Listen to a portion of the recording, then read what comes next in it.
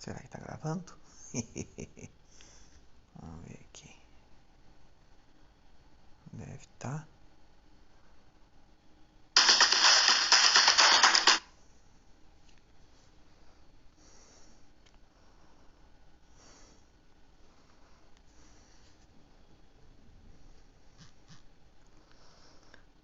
Oi, tá gravando. Então tá, pessoal. Não sei a ordem que vai ficar esse vídeo, mas acho que isso aqui vai ser o início dele. Eu tava vendo um vídeo agora há pouco sobre aquela velha discussão. Não é tão velha assim, mas está sendo bem comentada e várias pessoas fazendo vídeo de o que é melhor, comprar um imóvel ou financiar, né, ou alugar, morar de aluguel. Muitos influenciadores, muitos influencers, né, que falam sobre finanças, dizem que é melhor alugar. E daí depois eles vão lá e compram um imóvel, né? É estranho isso, a gente não entende por quê. E há pouco mais de um ano eu assisti um vídeo que foi bem polêmico, bem assistido e com algumas vantagens, algumas coisas mostrando que é muito melhor, nesse caso, nesse vídeo, dizia que era muito melhor financiar, comprar o imóvel, que é do primo pobre. Né? Ele fala algumas coisas que eu concordo, né? Ele, como ele diz, eu falo para pobre, não falo para o cara que vai comprar um imóvel de 500 mil, de 1 milhão, o cara milionário. Eu falo para pobre que trabalha ali, se ferra. Só que com esse vídeo aí eu não concordo muito, né? Não concordo muito com ele, eu sou mais do time com alugar é melhor. E vou mostrar algumas coisas uh, que eu vejo porque matematicamente falando, financeiramente falando, é melhor. Primeira coisa que eu vou mostrar aqui é que eu tenho financiamento. Tô aqui com o Internet Banking aberto. E aqui está a minha última prestação que eu paguei agora no dia 8, anteontem, 1.355,53. O que eu financiei, quanto eu já paguei, quanto eu ainda devo, né? Enfim, todas essas informações são pertinentes. Eu só vou dar uma pausa para ir para a tela do financiamento. Deixa eu ver aqui. Habitação, contrato, só para não aparecer meus dados pessoais aqui. Espero que dê uma... Aí então, tô aqui. Olha só, eu financiei um imóvel de 220 mil, dei um valor de entrada e peguei 189 mil emprestados da Caixa. Fiz em 35 anos, 420 meses e restam ainda 59 meses para eu pagar, né? Então antes do dia 8 agora, ontem faltavam 60 meses, porque eu adiantei fundo de garantia, eu fui pagando as parcelas, não amortizei, que tem outro vídeo que o Eduardo, meu primo pobre, fala, que ele ensina como amortizar as parcelas. Isso é interessante, eu concordo com ele, tem que amortizar quando é possível. Eu preferi usar só o fundo de garantia, era um saldo que eu tinha, dei o fundo de garantia inclusive para entrada, e a cada 2 anos eu utilizei os valores que eu tinha. O que acontece? Então, eu financei esse imóvel, foi no final de 2011. Né? Eu mudei aqui para a cidade em 2010. No início de 2011, nesse primeiro período eu fiquei num lugar meio que de favor, vamos dizer assim, né? Morando sem pagar aluguel, sem nada. Depois vim com a minha mudança, no início de 2011, e no final de 2011, quando venceu esse meu aluguel ali, eu financei o meu apartamento, né? 220 mil, como eu falei. A Caixa tem aquele esquema que se tiver alguns pacotes com eles, como cartão de crédito, conta salário, 2, 3 coisas ali, tu consegue reduzir o teu valor de taxa de juros, né? Que seria o juro nominal vigente seria 7,53% ao ano. O juro contratado, o juro efetivo contratado é o juro que a gente paga, que é aquele juro que está incluso os valores de taxa, de seguros, essas coisas aí. E o juro efetivo com relacionamento. Então, se eu tenho a conta salário, cartão de crédito, essas coisas, eu estou pagando 7,7999%, 7,8% ao ano. É uma taxa de juros relativamente baixa, aparentemente, né? Hoje a renda fixa tá pagando aí 13, 14% ao ano. A taxa Selic está em... Só que a gente não pode pensar só nisso, né? Daqui a pouco, mais para frente, aí se pensar há um ano e pouco, 2 anos, a taxa Selic estava em 2%. Então, eu não podia deixar meu dinheiro na renda fixa, sendo que eu estava pagando 7,8% de juro ao ano. Ia ganhar 2,5% na renda fixa. Eu ia perder dinheiro também, né? Então tá. Como é que ele sugere a amortização? Então eu vou aqui no amortizar. Eu posso reduzir a prestação atual, ou seja, eu vou como se eu pagasse os juros da minha parcela adiantada. Lembra lá que no extrato era 1.355, né? E essa parcela vai reduzindo 3, 4 reais por mês. Então, se eu escolher essa opção, reduzir a prestação atual, eu vou ficar por um período com o valor da parcela reduzida, como se eu pagasse o juro adiantado. É claro que eu vou ter um descontinho no valor final, mas eu não vejo muita vantagem, porque tu vai ficar lá aos 420 meses pagando. E se eu tivesse feito dessa forma, eu não deveria só 59 meses. Eu iria estar devendo, se eu paguei 10 anos, né? Eu saí de 2011, 11 anos, vamos botar, até 2022, teria 11 anos, seriam 130 meses, então eu estaria devendo ainda 300 meses. E aí a gente tem tarifas de conta, essas coisas. Né? Então, o que eu faço? Eu vou em reduzir o prazo do contrato. De forma genérica, as pessoas dizem tu pagar as parcelas de trás para frente. Não é bem assim, mas é assim que fica mais fácil a gente entender, né? Então, eu vou reduzir o prazo de contrato e eu vou colocar aqui um valor para amortizar. Vamos dizer assim, eu estou devendo 55 mil. Vou colocar então aqui 55 mil. Vou botar todo o valor exato. 575, 576. Ó, 55 mil não, 5 mil. Vou ficar devendo 50 mil, né? Tem uma taxinha que a caixa cobra e coisa. Vou aqui em continuar. Olha o que ele me sugere. Paguei 5 mil, né? Ele me reduziu. Ele me cobrou R$ 1 de juro, né? Ele me reduziu o prazo para 51 meses. Então, amortizei, paguei. Tá, vamos lá. O que acontece? Eu posso aqui gerar o boleto, claro que eu não vou fazer isso, né? Não quero amortizar. Quando eu faço pela Caixa, pelo FGTS, eu faço por outro aplicativo, que é o Habitação Caixa. Eu vou lá e uso o meu saldo. O cálculo que eu quero fazer, eu vou tentar fazer isso agora, ajeitar isso.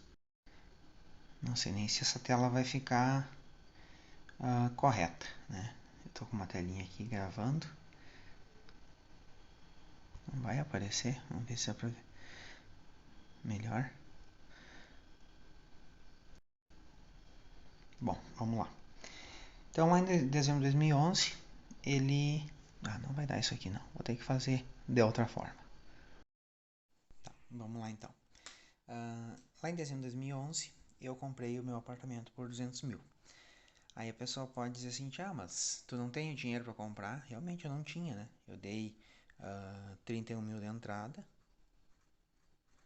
e financiei 189, como estava ali no vídeo. Esse 31, claro, eu usei um pouco de fundo de garantia, tinha um saldinho, mas vamos considerar os 31 mil de entrada, que é o que tu tem que dar de entrada, né? Tu pode... é o que eu tinha que dar na época, era 15%. Hoje acho que é 20% ou até mais. E o 189 tu vai pagando parcela. A minha primeira parcela, em dezembro de 2011, foi um pouco mais que R$ 1.800.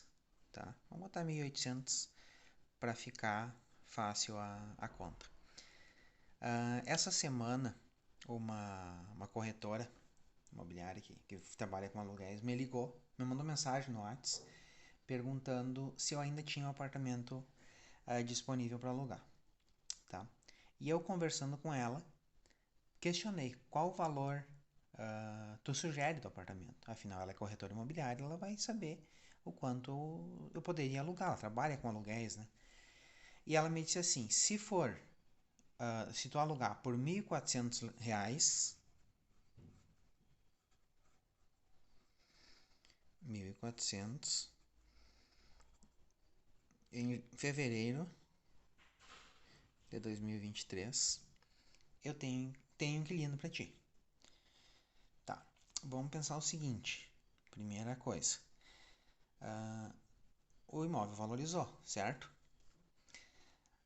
Fatos que aconteceram.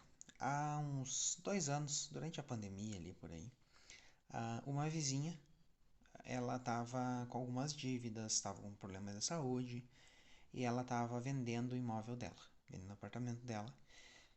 E ela comentou comigo 350 mil. Isso em 2021, tá? E ela estava querendo vender de todo jeito, porque ela tinha as dívidas, queria honrar as dívidas, né? E ela estava com problema de saúde. O que aconteceu? Isso ela vinha tentando vender antes, né? Ela faleceu, acabou falecendo, e ela não vendeu o apartamento, né? Ficou de herança para um irmão, porque ela não tinha filhos, não morava sozinha, né? Ficou de herança pro irmão, sei lá, pro sobrinho. E tá, mas ela não conseguiu vender por 350. Vamos imaginar que seja os 350, que hoje esteja valendo os 350, né? Então, se eu pegar assim, o valor do imóvel hoje, que está 350. Se eu comparar com os 1.400 de aluguel, esse valor aqui é o valor bruto de aluguel. Desses 1.400, o primeiro mês eu vou pagar 700 para a corretora, que é uma taxa de 50% que eles cobram. Inclusive, essa corretora, quando alugou meu apartamento a outra vez, ela me cobrou naquela imobiliária dela e eu acabei caindo na conversa. Ela me cobrou o mês inteiro. Então, o primeiro mês seria hoje 1.400, né? Tá. Valor absurdo isso aí. A partir do segundo até o 12º mês, ela cobra 10%. Ou seja, 140 por mês. Reduzindo esse cálculo aqui, a gente vai ter um desconto de 13,33% deste valor aqui. Então vamos lá. Eu vou pegar o outro celular aqui e vamos fazer essa conta. Vamos ver se vai aparecer. 1.400 menos 13,33%. 1.213. Isso recebendo da imobiliária, tá? Só que, se o meu inquilino resolve declarar imposto de renda, colocar que ele está pagando aluguel, eu sou obrigado a colocar. Na verdade, legalmente eu sou obrigado a colocar e eu vou pagar imposto sobre esse valor que eu estou recebendo. Eu não sei exatamente qual que é o percentual, mas acredito que sejam 15%. Então, menos 15%, tá?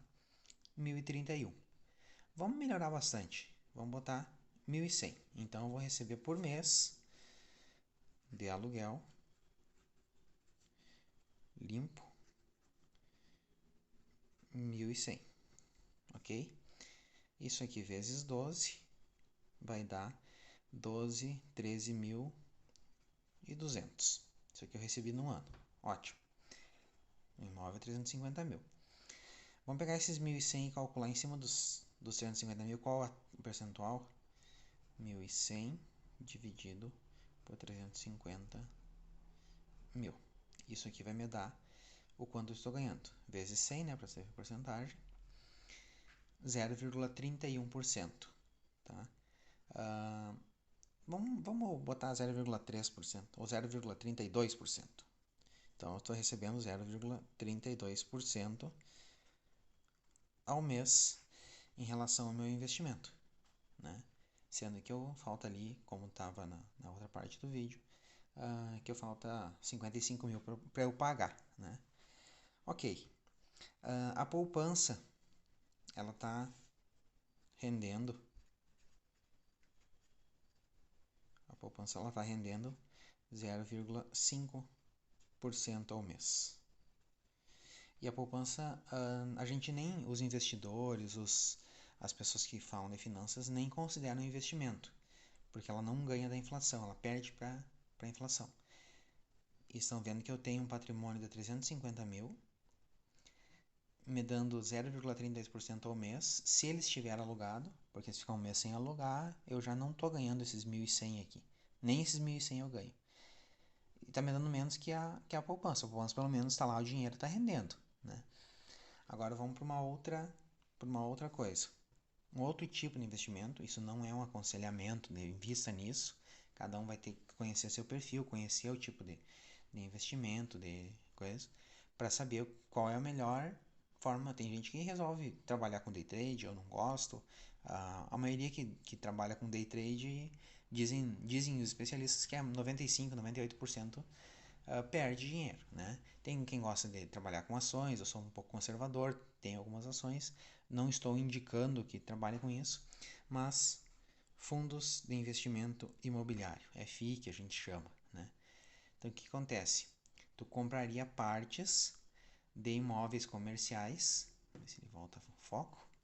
Tu compraria partes de imóveis comerciais e receberia aluguel proporcional a essa parte. Então, por exemplo, tu tem um fundo imobiliário que é alguns prédios, ou um prédio, ou um galpão logístico, e ele está dividido em 1.000 partes. Tu compra uma partezinha dessa, digamos que ele vale 1 milhão, e tu compra, tem 1.000 partes, então cada parte vale R$ 1.000. Tu compra uma parte, tu vai ter R$ 1.000 investido ali, e tu ganha proporcional a isso aqui o aluguel do imóvel.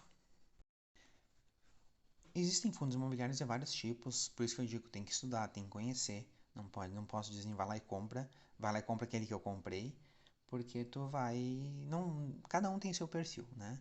Mas de forma geral, um fundo imobiliário, ele paga 0,8% ao mês de aluguel. Com um detalhe, deixa eu melhorar esse 8 aqui. Com um detalhe, isento de imposto de renda, não paga, legalmente não paga, não vai pagar imposto pelo teu rendimento. Esse valor já está descontado o valor da administração do fundo. Então, é claro que quem está gerenciando o fundo imobiliário vai cobrar, ninguém vai trabalhar de graça. Mas já está descontado, então não vai descontar nada desse valor. Então, se a gente pegar, vou pegar mais uma folhinha aqui, os mesmos 350 mil e fazer vezes 0,8%, dá pra fazer de cabeça até, mas vamos usar a calculadora, vamos ser preguiçoso. Ó, 350 mil vezes 0,8%, 2.800. Isso aqui dá 2.800. Lembra o valor do aluguel? Se eu fosse pagar o aluguel, 1.400 do mesmo imóvel. Estou falando do mesmo imóvel, tá? Ah, mas tu não tem o valor total. Ah, exatamente, eu não tinha o valor total. Eu dei 31 mil de entrada. Vamos pensar então que eu tivesse só os 31 mil de entrada.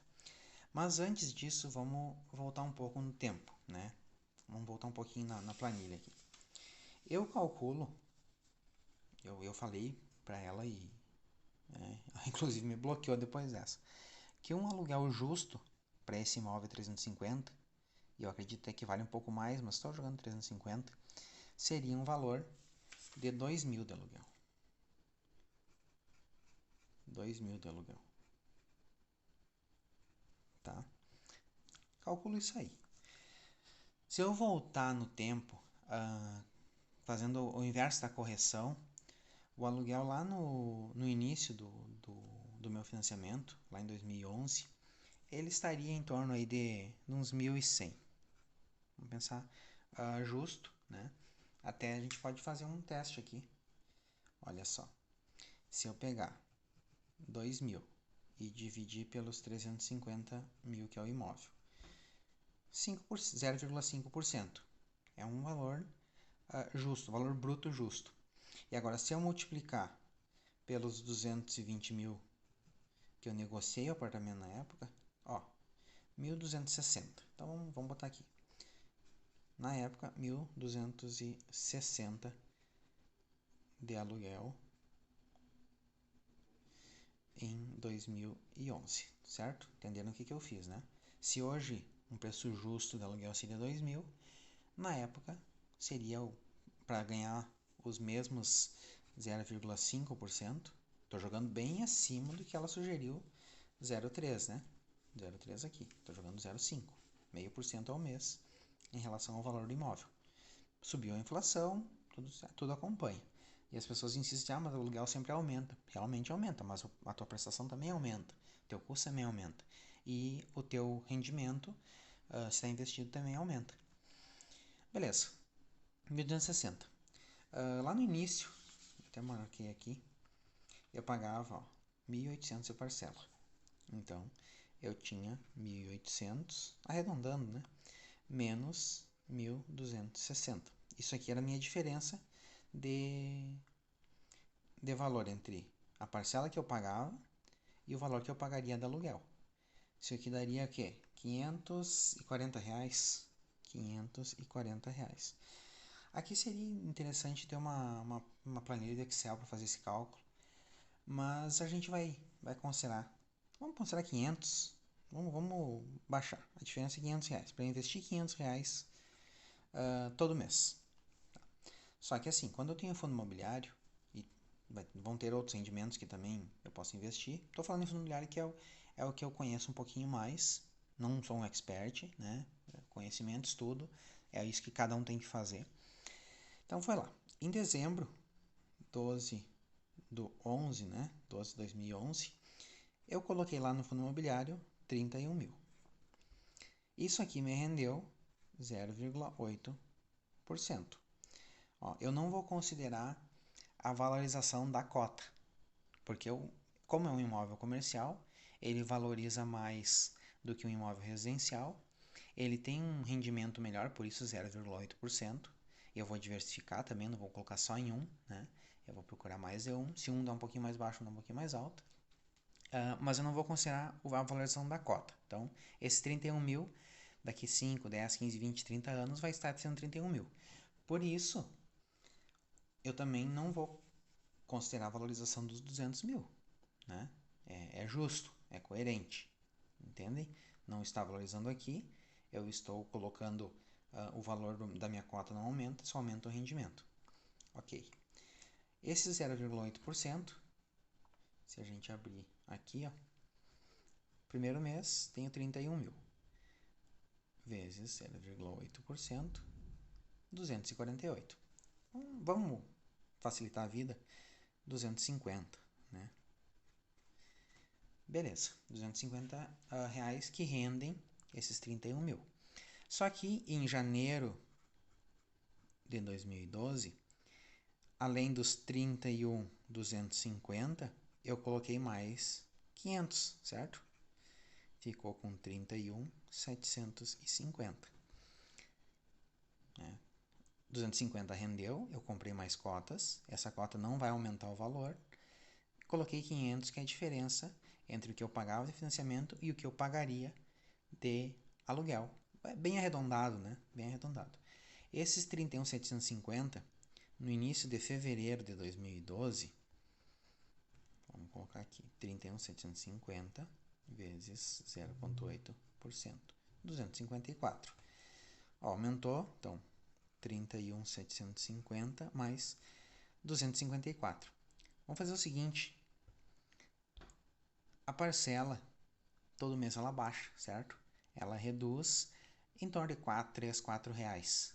Isso se mantém constante. Então, se eu considerar que a parcela aqui baixou dos 1.800, que na verdade era mais que 1.800, era quase 1.900, reduziu ali 3, 4 reais, eu vou ganhar ainda 250, né? Porque a diferença aqui seria um pouco menor. Então, eu somaria 250, que é o valor que rendeu, e colocaria mais os 500, que é a diferença mensal, né? Seria aqui 254 e 496. Mas, enfim, eu conseguiria colocar, como isso aqui vai aumentando o rendimento em torno de R$ 4,00 por mês e aqui vai reduzindo em torno de R$ 4,00 por mês, eu colocaria então 750 por mês no primeiro momento aqui, né? Vamos fazer esse cálculo mais rápido. Então, 31.750 mais 750, 33.500, é isso? 33.500. Tá, vamos lá. Considero 750. Peraí. 32.500. Não posso enganar o sistema aqui. Mas a gente vai voltar aqui atrás. 12/11. Até 12 de dezembro de 2012, eu aumentei meu patrimônio 12 vezes de 750, certo? Isso aqui, usando a calculadora, 12 vezes 750, opa, 9 mil. Mais os 31 que eu tinha. Então, nessa data, eu tinha 40 mil investidos em fundos imobiliários, tá? Aí teve o reajuste do aluguel. Até o primo na época lá, ele fala de 6% ao ano, se não me engano. Ele joga lá embaixo assim o valor do aluguel. E sim, tem uma diferencinha aí, tem essa diferencinha de às vezes mais alto, às vezes mais baixo. Mas o que acontece? Ele falou até em 2021, 2022, durante a pandemia ali, o índice que reajusta a inflação deu 25%. Bom, com certeza absoluta, ninguém reajustou esse valor. Ninguém reajustou 24, 25% o aluguel. Imagina, tu tá pagando R$1.000, daqui a pouco tu tá pagando 1.250, né? A pessoa sai, a pessoa vai para um outro lugar, a pessoa, sei lá, né? Vai morar debaixo da ponte, mas ela não vai. Então a pessoa reajustou aí 5, 10%, mas tudo bem, ele considerou então bem baixo. E eu achei até que justo, né? Ele considerar bem baixo esse valor,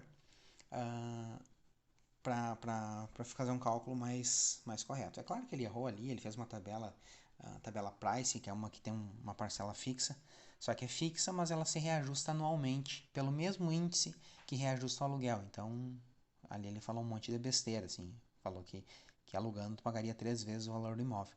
E é besteira, tu aumentaria, em 30 anos, tu aumentaria o aluguel. Mas se a gente pensar que esses 40 mil, vou pegar só os 40 mil agora, vezes 0,8%, vai dar R$320. Então já está rendendo R$320 por mês de sobre esses 40 mil, né? 320 sobre os 40 mil. Então tu tem R$320 rendendo por mês sobre os 40 mil. Só que o teu aluguel aumentou. Então, vamos botar aqui o aluguel 1.260. 1.260 mais 6%. Vamos usar o mesmo valor que ele usou lá. 1.335. Então, aluguel 1.335. Se tu pegar e considerar que a parcela em 12 meses ela reduziu uns R$50, olha só quanto que aumentou. De 1.260 para 1.335. Menos 1.260. R$75. Viu que o aluguel reajustou 75, a parcela baixou 50. Então, dá praticamente para te considerar, vamos pegar aqui então, R$25 a menos. Então, em vez de 500, tu vai investir 475 por mês. Tá? Esse é o valor que tu vai investir por mês. Somados aos 320, ó, tu está investindo R$800 por mês. Tu investiu até mais do que tu investia antes. A gente investia 750 por mês. Né? Agora tu investindo 795. Mas vamos fazer diferente também. Vamos considerar os mesmos 750 aparelho. O que é a compensação? Vamos pegar uma outra folha aqui. Deixa eu pegar para a gente entender a compensação. Por que estou fazendo investindo 750 todo mês?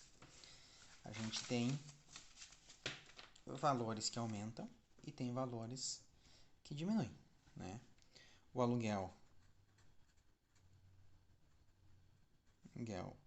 aumenta, a parcela diminui. Isso aqui os dois acabam se somando, né? Só que o investimento ele aumenta e ele aumenta cada vez mais, porque tem o juro composto, né? Então, beleza. Vamos considerar 750 por mês. Isso aí daria... Tô com preguiça de fazer conta hoje. 9 mil por ano, a gente já tinha visto, né? 9 mil por ano. Então tá. Em 2011 eu tinha 31 mil. Em 2012, sempre final do ano, né? Eu tinha 40 mil. Vamos colocar mais 10 anos aqui, né? Então 2012, 2022, mais 90 mil, né? Então eu teria 130 mil investido, certo? 2012, 2022, aumentou 90 mil, 9 mil por ano, 130 mil. Vamos pensar agora o que esses 130 mil significam na minha carteira. 130 mil vezes 0,8%. 1.040. 130 mil me renderiam no FII 1.040. 1.040. Tá? Bom, mas eu estaria pagando aluguel. Vamos considerar os 2 mil de aluguel.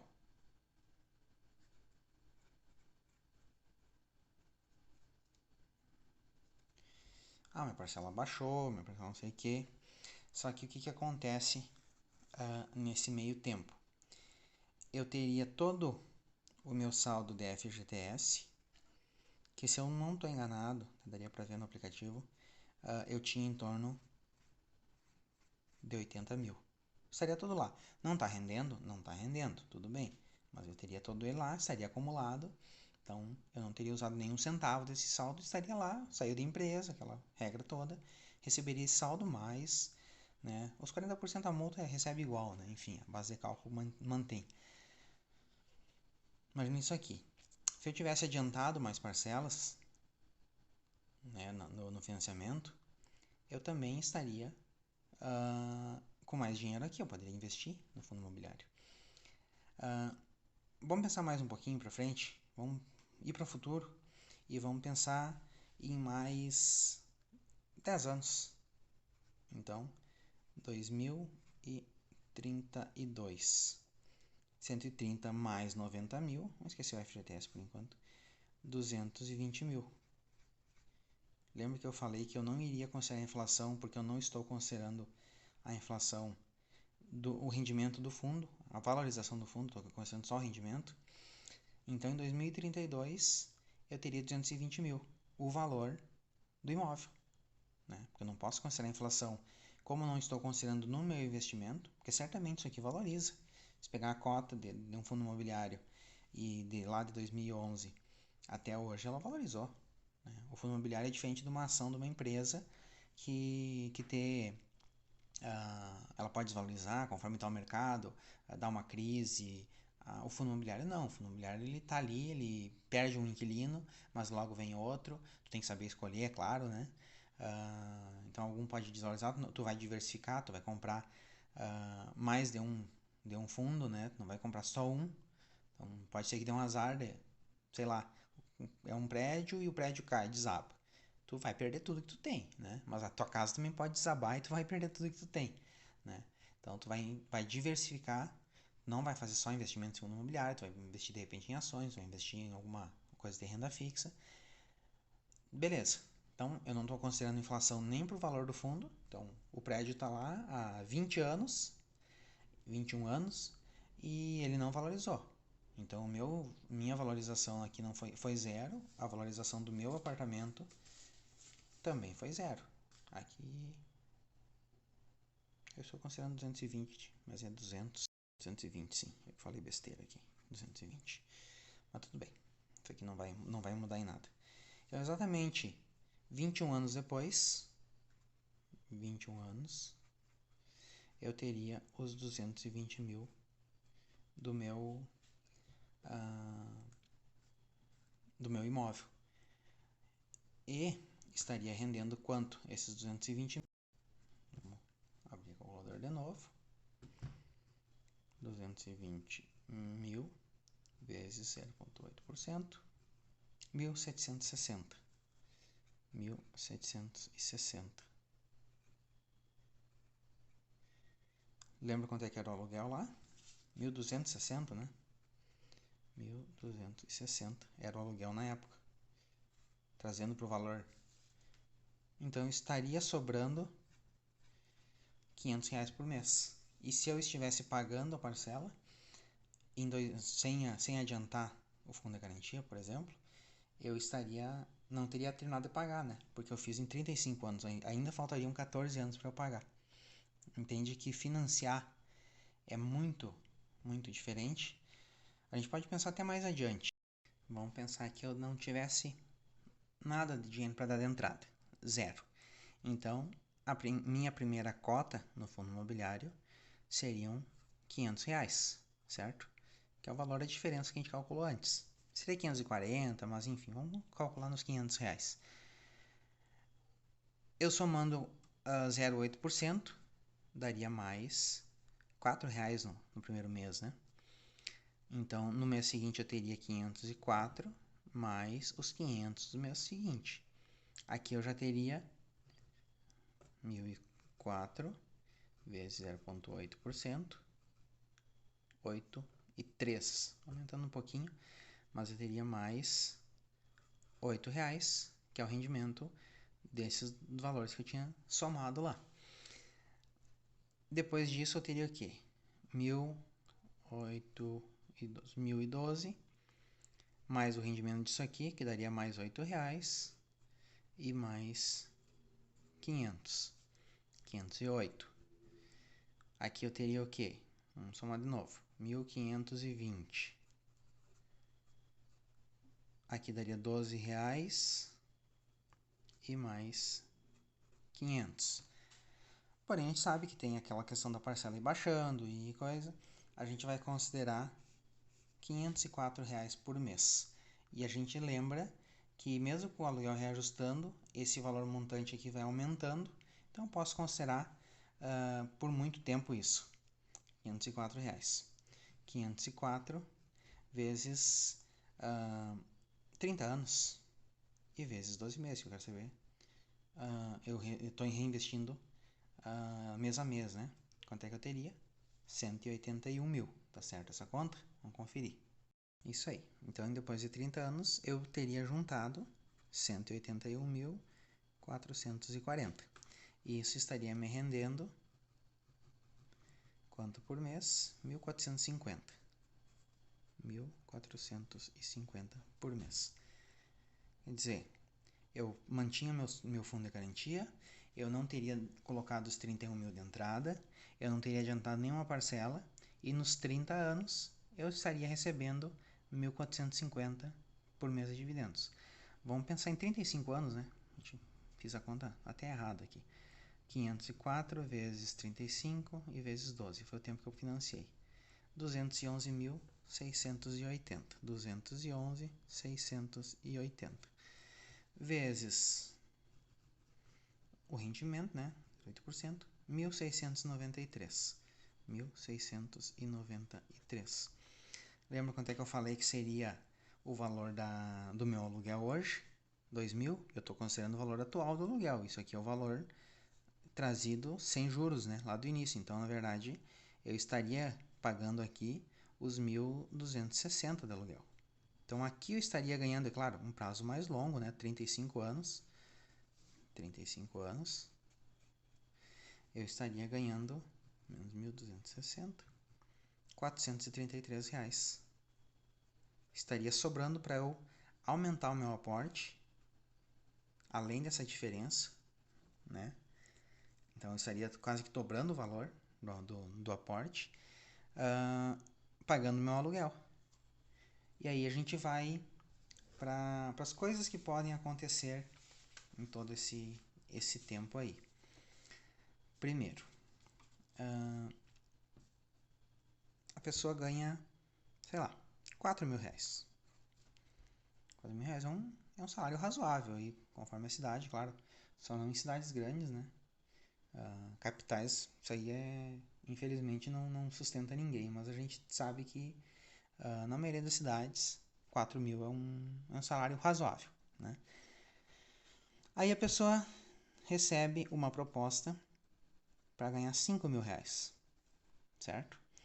Só que a uma distância de 150 quilômetros da cidade que ela mora.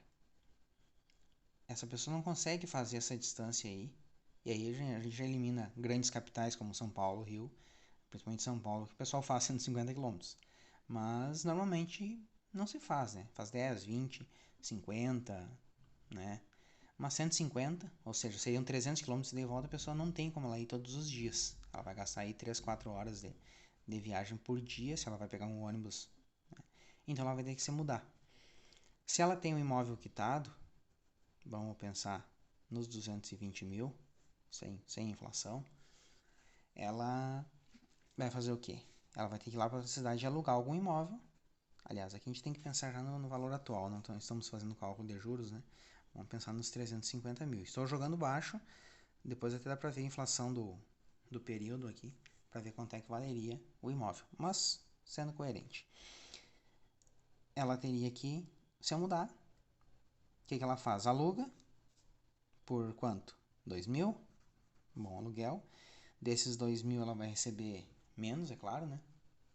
Ela vai 2 mil, opa, passou, menos 13,33%, 1.700. Então ela vai receber 1.700. E ela vai pagar quanto lá de aluguel? Para um imóvel mais ou menos do mesmo porte? 2 mil. Então ela está perdendo aqui 300 reais por mês.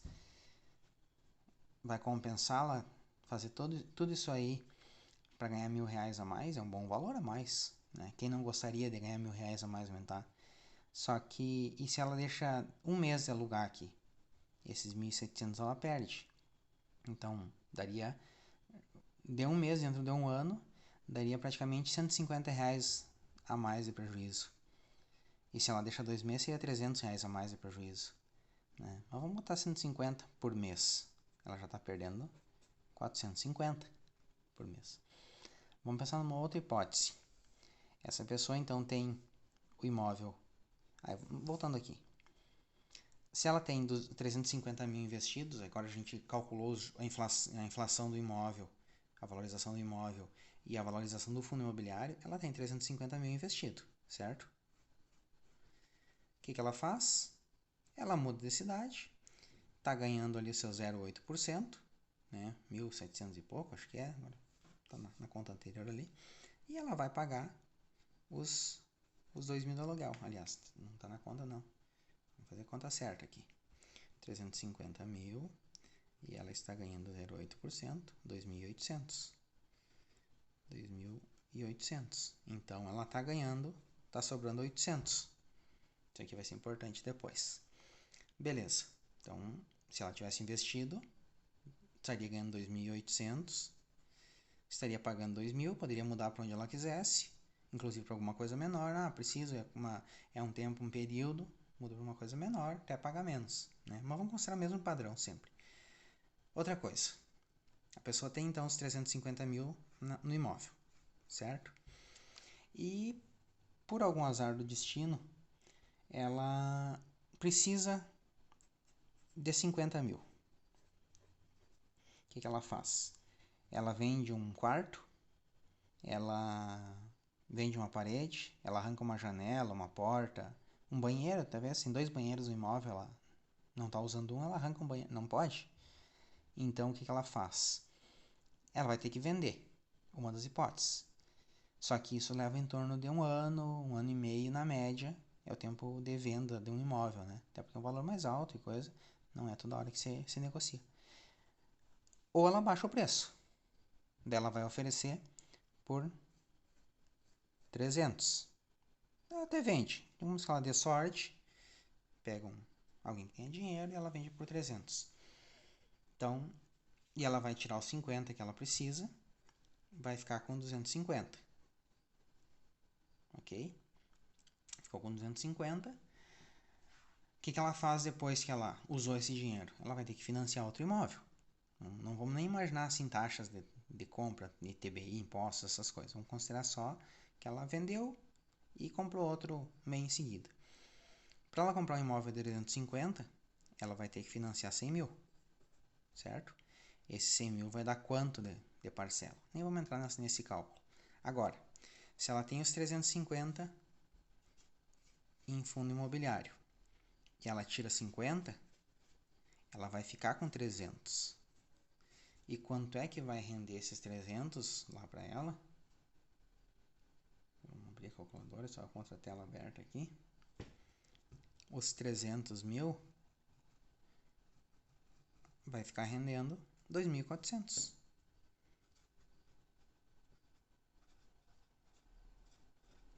Quanto é que ela paga de aluguel? No mesmo imóvel que ela tá, ela não comprou, ela paga 2.000 de aluguel, ainda sobram 400. Lembra que lá atrás sobrava 800? Na questão que a gente tinha calculado antes, né? Reduziu, claro que reduziu o rendimento dela, porque reduziu o capital. Mas ela tem 400. E ela continua morando no mesmo lugar, não precisa se preocupar. Outra coisa que ela pode fazer seria pegar um empréstimo. 50 mil. Pega um empréstimo. Só que esse empréstimo de 50 mil, ela não vai conseguir mais com uma taxa como aparecia a minha ali de 7,7999%. Ela vai conseguir uma taxa de 1,5% a 2% ao mês. Isso aqui não vai dar 24%, porque é juro sobre juro, né? Vai dar um valor maior, né? Vai dar um valor bem maior, vai dar 26,8%, 27% ao ano. Mas vamos botar 1,5%, né? É juro composto, 20%. Ela vai pagar 20% ao ano. Se ela do empréstimo, ela não se desfez do imóvel, continua com o imóvel, pagando 20% ao ano. Se ela for pagar isso aqui, ela vai pagar no mínimo, vamos pensar aí o quê? Uns 500 reais seria se fosse financiamento baixo. Ela vai pagar uns 800 reais por mês em 35 anos. Isso aqui, claro, teria que ver uma tabela, ver, não sei. Mas assim, de forma alguma, quando a gente tem essa diferença de financiamento e aluguel sendo o financiamento mais alto, de forma alguma é viável comprar o imóvel. Se a gente fez o cálculo lá no início, que pagando à vista não valia a pena, né? Acho que ficou lá no início, mas lembra, 220 mil, o rendimento a 0,8% daria, só para a gente deixar a tabela aqui, 220 daria 1.760 e os 220 de aluguel daria 1.260. Então, se eu tenho essa diferença, e essa diferença pode ser até menor, né? Pode ser para um imóvel. É claro que um imóvel menor, por exemplo, um kitnet, tu gasta menos para construir do que um apartamento, né? E tu consegue alugar por um valor maior. Então é bem difícil de tu alugue um kitnet aí por menos de 700 reais, né? Mas igual, de qualquer forma, assim, não tô falando de apartamento, tô falando de kitnet, tô falando de apartamento. Independente de eu pagar à vista ou alugar, paguei à vista, tenho dinheiro e alugo, sobra 500, né? Se eu comprar, eu vou estar pagando uma parcela mais alta que isso, inclusive, e não tô ganhando dinheiro em cima disso, né? Então tem essa diferença. Existem casos que o financiamento é mais barato que o aluguel, existe, só que aonde? Eu particularmente conheço algumas cidades do Brasil, em alguns estados, e não vi em lugar nenhum isso, né? Tu pegar grandes capitais, com certeza não, né? As capitais, acho que nenhuma capital, né? Com certeza. Cidades de porte médio, como a minha aqui, 110, 120 mil habitantes, também, com certeza, não, né? E cidadezinhas pequenas, mas aí tu até nem consegue aluguel e às vezes é mais caro, né? Às vezes é mais caro comprar do que, enfim. Mas pode existir, não estou dizendo que todos os municípios do Brasil sigam a mesma regra, mas as contas, as estimativas, as análises mostram isso. Um aluguel para o proprietário em torno de 0,3%, 0,35%, 0,25%, quando é residencial. O inquilino pagando 0,5%, né? E um investimento básico, falei 0,8% o tempo inteiro, mas tu consegue 1,1%, diversificando e indo atrás, né? Mas eu falei 0,8 para não ficar um valor absurdo. O cara diz, não, mas não consigo.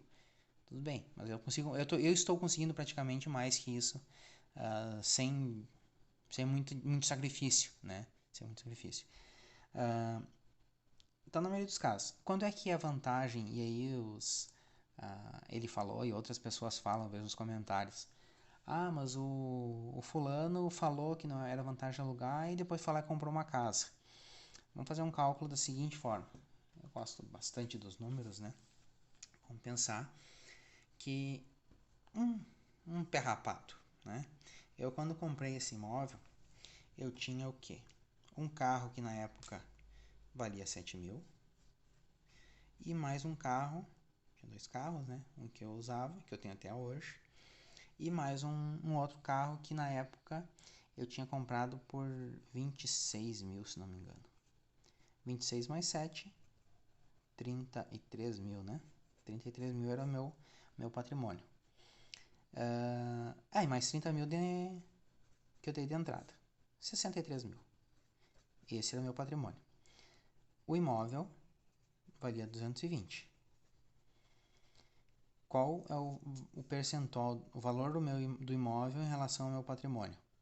Vamos lá, a gente vai pegar e dividir os 220 por 63. Ó, o imóvel era 3,5 vezes o valor do meu patrimônio aqui. Agora tu pega alguém que tenha um patrimônio de 1 milhão. Não é difícil. E essa pessoa compra um imóvel de 220 mil. Vamos fazer a conta? É o valor do imóvel dividido pelo valor do patrimônio. É um monte de zero. Aí. 0,22 vezes. Ou seja, o imóvel é 22% do valor do patrimônio dessa pessoa. Aí tu pega uma pessoa que tenha 10 milhões e ela compra um imóvel de 500 mil. 500 mil dividido por 10 milhões. 5%. Vamos pensar na pior hipótese, que esse imóvel de 500 mil que ela comprou caia dá um terremoto, né? E cai. O que vai afetar isso aqui nos 10 milhões que a pessoa tem de patrimônio? Nada. É que nem uma pessoa que investe e deu uma queda ali no investimento dela de 5%. Ela não vai se preocupar. Agora, nesse caso aqui, a pessoa está devendo 220 mil. O patrimônio dela é 63 e o imóvel cai. Desaba. O que acontece? Possivelmente ela já usou isso aqui para pagar e ela perde o que ela tinha. Inclusive tem um seguro da Caixa, que se o imóvel sofrer algum sinistro desse tipo, eu não preciso pagar. Não ganho dinheiro, não recebo. Eu perco o que eu paguei, mas não preciso pagar mais. Que legal, né? É claro que isso são coisas que dificilmente vão acontecer com imóvel, né? Porque a gente sabe poucas as vezes que a gente vê isso, exceto em situações trágicas aí, mas no Brasil eu pessoalmente nunca vi, né? Vi na TV, vi alguma coisa. Então a gente desconsidera tudo isso. Mas é claro que o investidor pegar. E daqui a pouco esse imóvel que ele comprou, né, voltando aqui, por 500 mil, ele vale 700. Ele vale mais do que o cara pagou. Então aqui, só aqui ele já está ganhando alguma coisa, né? Ele pode colocar a vender, ele pode morar, ele pode... Ou ele fez uma negociação boa. Então ele consegue... Mas tu investir 3,5 vezes teu patrimônio para dizer que alguma coisa é tua, eu tô pagando o que é meu, tu não tá pagando o que é teu, tu tá pagando aluguel pro banco de dinheiro, né? E quando eu peguei a minha planilha minha lista de valores que eu iria pagar, eu acho que eu joguei ela no Excel, ou até eu somei uma a uma, né, as 420 parcelas, mas é mais fácil que eu tenha jogado no Excel. E eu iria pagar mais de 500 mil. Se eu pagasse todas as parcelas sem adiantar nada, eu iria pagar mais de 500 mil do imóvel, né? Então, dos 220 eu teria pago 2,5 vezes o valor do imóvel, né? E se bobear 3 vezes, se considerar bem certo o valor, eu não lembro, fiz esse cálculo rápido na época. E teria só o imóvel, né? Aí tu pensa, mas eu deixo de herança, deixo para um filho, deixo para não sei quem. Beleza, vamos voltar para essa vizinha que infelizmente nos deixou, né? Vamos dizer assim. Ela trabalhou a vida inteira, ficou com algumas, né? Tava com dívida com o condomínio, certamente tinha algumas outras dívidas. E esse irmão que herdou, né? Eu não sei se é irmão ou sobrinho, mas eu sei que o irmão veio aí no prédio para organizar, e enfim, a família veio, né? Ele quitou as dívidas. Só que, assim, ele não mora na cidade. Ele mora numa cidade, não sei a distância, assim, mas dá uns 100 e poucos quilômetros de distância. 100 quilômetros, vamos colocar. Ele não tem interesse em morar aqui, né? Ele deve ter os negócios dele. Não sei se é aposentado, se trabalha, se tem alguma empresa, enfim. Mas ele não tem interesse em morar aqui. E esse apartamento tá desde o do falecimento dela, fechado. Acho que eles levaram a mudança, talvez. O apartamento tá fechado, sem alugar.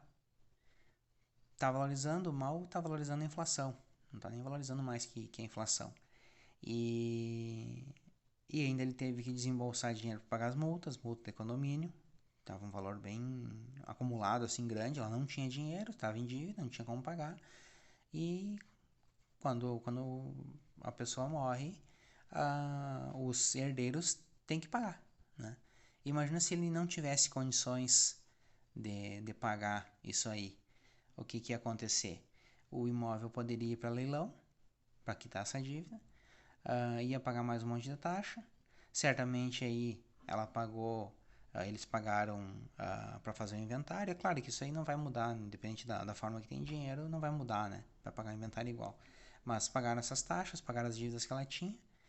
E se a pessoa não tem dinheiro, como é que ela faz? Pega um empréstimo ou deixa aí para leilão, daí pegou um apartamento de 350 mil que foi vendido em leilão, foi vendido mais barato, e pega 50 mil, 100 mil, a pessoa trabalhou a vida inteira para conquistar aquele imóvel e da noite pro dia ela perder tudo, né?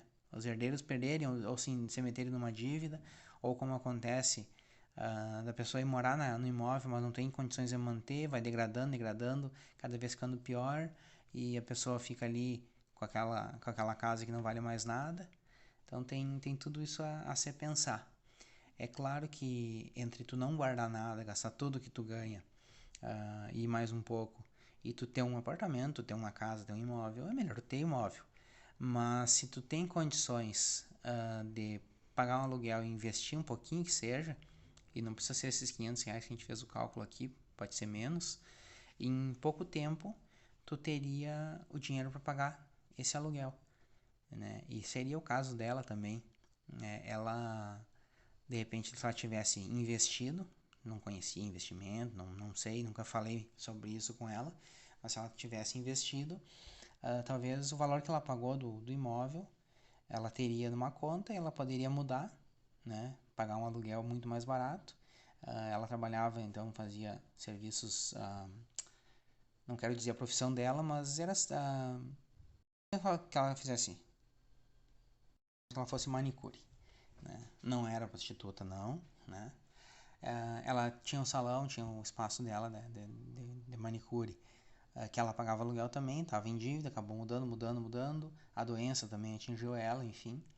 E de repente, será que ela não, se ela tivesse esses 220 mil, ela não estaria ganhando o suficiente para pagar um aluguel de um espaço menor, já que ela morava sozinha, e também deu um espaço para ela morar, para ela trabalhar, né? E na hora que ela não teria dívidas, não teria dívida do condomínio, enfim, ela não teria dívidas da empresa dela, que ela tinha, eu sei que ela tinha, seria muito mais fácil, né?